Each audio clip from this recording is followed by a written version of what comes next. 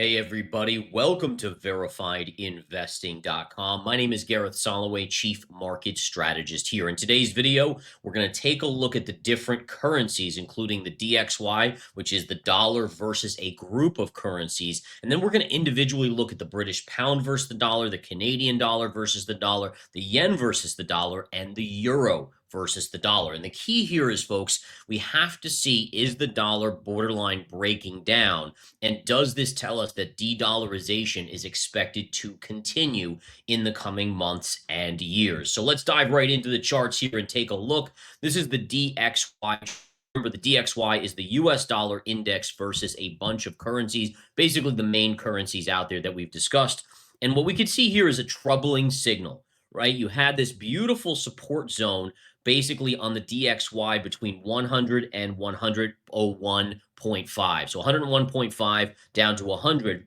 And this zone was holding for multiple years. And again, we're looking at the daily chart. And so you can really see how over the course since 2022, at this point now, believe it or not, it's over 3 years, that was support until it broke in April. And again, that coincided with the Liberation Day tariffs that were announced and the subsequent market fall. And really, in all fairness, to me, I look at that event as being a wake-up call for all the world, meaning that all of a sudden the US, which has everyone so reliant on the greenback, the US dollar as the reserve currency, a lot of countries said, wait a minute, we are way too reliant on the US dollar. We basically have all our, safety net in the US dollar as the reserve currency. We need to begin to diversify away. And that, to me, listen, it was inevitable that it was going to happen eventually. But in my opinion, that was the trigger point where countries said we can't be so beholden to the US. We must start diversifying away. Now, if we flip over to the chart, you could see what happened. We broke that level. We had a retrace, but then look, again, remember, when you're in technical analysis, when you're doing it on a chart, support, once it's broken, becomes resistance. That's one of the key principles of technical analysis. And you can see how it went up. The dollar, the DXY went up into that zone, rejected, came down and tagged support here, then went up again and tagged that resistance zone again. Notice a lower high, though. And that, again, is a bearish signal. And now we've come back to the downside. Now, what's important here, folks, is if we zoom out, this zone on the US dollar has been a long-term technical support since 2008. Now, 2008 is important because it was the beginning of kind of the dominance of the US Federal Reserve amongst all central banks, right? So before that, yes, the US was dominant, but it was really the US and the way the Federal Reserve reacted led the world, right? Basically whatever the Fed did, the rest of the world did. The European Central Bank, the Japanese Central Bank, they all followed suit. And that started, again, this kind of longer-term uptrend of support on the US dollar. However, we are now getting into this same support line, and to me, it looks like there's a decent chance it breaks, which if it does, the long-term uptrend that's lasted since 2008, so we're talking, again, 27 plus years now of uptrend.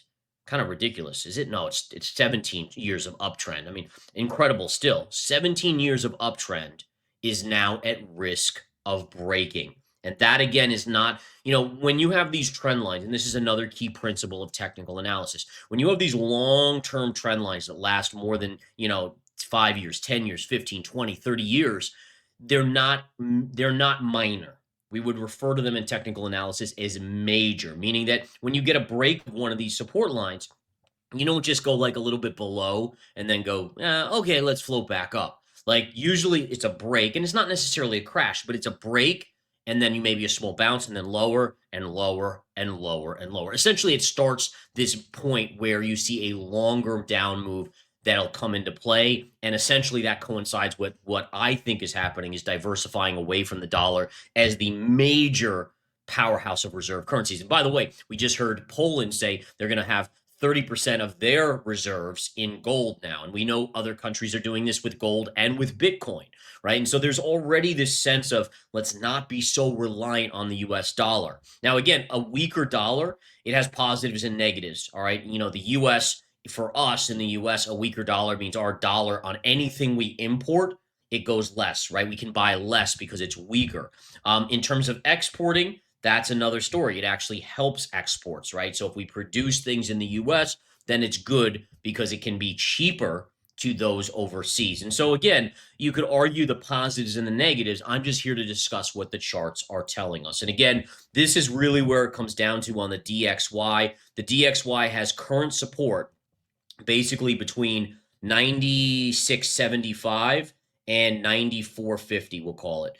And essentially, that is a zone of support. We've already tested the high end. Now we'll see if we come down and maybe make a lower low, bounce again, lower low. But ultimately, if this longer term breaks, this longer term trend line breaks, that's where things get very, very nasty on a longer term basis. And by the way, don't be surprised when you have one of these long term trend lines. You know what your ultimate end game is? All right. This is pretty remarkable and it's going to shock a lot of people. But, again, keep in mind, you don't come right down and break straight down, but you have a down move. And then again, let me just extend this out so I can kind of draw this. We'll leave the arrow there, just extend this out, right? So you have your down move, then you get your bounces and down move, bounces, down move, bounces, and down move. But my point is it's very normal to go and back to the levels we were prior to the uptrend starting as an ultimate downside target. And again, in this day and age, when if anyone were ever to say, hey, the DXY is at 75, let's say, or 71 is the low back then, that would be unbelievably shocking to a lot of people out there. And it will cause issues. I mean, think about the yen carry, the carry trade. I mean, there's so many different factors here that have been built on the back of the strength in the dollar that would start to unravel. And again, you could say, well, where do we put our money? I mean, what should we do in light of what could happen or what likely will happen based on chart analysis? And the answer is really that, again, on pullbacks, you look to buy gold, right? Now, I'm not a fan of chasing. I don't like paying up at the highs on gold. Even if I think gold's going higher, I still wait for a pullback because pullbacks come naturally just like bounces do. But same thing, Bitcoin. Bitcoin probably will have another major correction in the future. Where Bitcoin, again, historically has sold off 85% in bear markets. Now, because institutions are involved, I shouldn't say I don't believe, but it's unlikely that Bitcoin would sell off that much, right? But could it sell 50%? Yeah. And you know what? I would start nibbling there. Okay. And it's not to say that Bitcoin's the answer. It's not to say that gold is the answer. It's about diversifying. Again, the best investors in the world are investors that don't have all their eggs in one basket because inevitably we all choose one bad trade, right? Out of every 10 trades, my win rate shows that I have 2 bad trades. So I have an 80% approximate win rate, right? And so it still means that if I go all in on one of those positions and it's my stinker, well, then I'm screwed. So diversifying. And that's, again, what other countries are realizing they have to do now. They must diversify away from dollars. Now, let's not to say they're going to totally hold no dollars or no U.S. debt, no U.S. treasuries, but they're going to diversify away. And that's key, guys. Again, that is the important point here, is that you're going to get away from, in my opinion, you're going to get away from a one reserve currency system. Okay? And now this is important what I'm saying here. You're going to get away from a one reserve currency system that ultimately will mean that countries hold lots of different assets much more evenly. Okay. And by the way, they'll hold, other countries' reserves as reserves too, their currencies as reserves. But again, you're looking at gold, you're looking at silver reserves, you're looking at Bitcoin, potentially maybe something else that I'm not even thinking about as a reserve to diversify them away from the risk of a country having too much control over them that isn't themselves. And that's really, listen, as a lesson, that's really important for us as well, diversifying away. You don't want to, your financial future should not be reliant on one asset or one stock or one crypto or one commodity, right? Even if it's gold, I still don't believe you should be all in on gold. Yes, it's a portion of my portfolio, absolutely, but we still shouldn't be all in, right? Diversify, diversify, diversify. All right. So quickly, sorry to get away on that little tangent there. You guys know I'm big on these type of things. Listen, I don't call myself like a hardcore prepper, but trading has changed my brain to start assessing risk. And risk is something that you want to plug. Essentially, think about this: you have a bathtub full of water, and there's like 20 holes in it, and there's little water coming out of each hole. You got to plug those holes, right? And that's what assessing risk is. Where is the hole in my financial future, in my life? How do I cover that one? Okay, here's another one. Cover that one. That's really the goal here of us as investors, but also as citizens, right? And again, you get into the point of saying, okay, well, if de-dollarization is even a 20-year process, how do I protect myself? Okay, well, I diversify with these assets. Okay, well, if this happens, how do I diversify and plug those holes, etc. All right. Back to the charts we go. Here's the euro, guys, and the euro is confirming exactly what we just talked about in the dollar. The only difference is the euro has already broken out against the dollar. All right, so remember, the DXY, which is against a basket of currencies, is still holding support, right? It has not broken this level, but the euro has already broken out. Look at the downsloping trend line here. This is a beauty, a descending trend line going back to 2009. Now, what was going on in 2009? That was when the financial crisis essentially came to a close and the bull market started. It was the beginning of a weakening euro, right? So this is the euro against the dollar, okay? So the idea is that the euro has now broken out against the dollar, and that again is telling us that the euro is actually a place where there's going to be relative strength, okay? Because otherwise, if all other currencies, by the way, were equal, then the dollar, if the euro was breaking down, the dollar would have already broken down. This is telling us that the dollar against that basket of currencies has not yet, which means other currencies are weaker than the euro, and that's keeping the DXY from breaking. But the euro, I mean, this is classic technical trend line analysis, right? It broke out, retraced to the scene of the crime, and then now it's moving up again as I just by accident moved my line. But there we go. So again, retraced and then up and away. And especially, it's going to still have pullbacks, right? I mean, inevitably, but where do we think this is going to go eventually? Eventually, it goes back to this level. The dollar against the yen, right? So the dollar equals approximately 148 yen right now. This to me is a concerning pattern. High, lower high with a flat bottom, essentially creating what we know to be a wedge pattern. Wedge patterns, usually the flat portion is what breaks. And you could also argue that this is a bear flag, right? You have a down move here and then a gentle kind of float up inside bar pattern. That usually leads to a downside move. I have it projected out that the dollar yen should be headed down to about 126, give or take. Huge support, former high from 2015. And then notice how it became support. So it broke above support, and off there. So where should it find again? Back to this level. Now, the British pound here, this is interesting, guys. So the British pound against the dollar, this has also now broken to the upside. And that's showing relative strength here. Very, very, very, very interesting here. Now, this is interesting because, again, this is showing us that the pound should really be strengthening here more and more against the dollar. Right now, again, it's for every dollar, you get about a 1.35 pounds, British pounds. And ultimately, this is a breakout. Look at the breakout, retrace. And by the way, this was a beautiful parallel. I mean, look at the beauty of this chart and the breakout there. And then the Canadian dollar versus the dollar, or the US dollar versus the Canadian dollar here.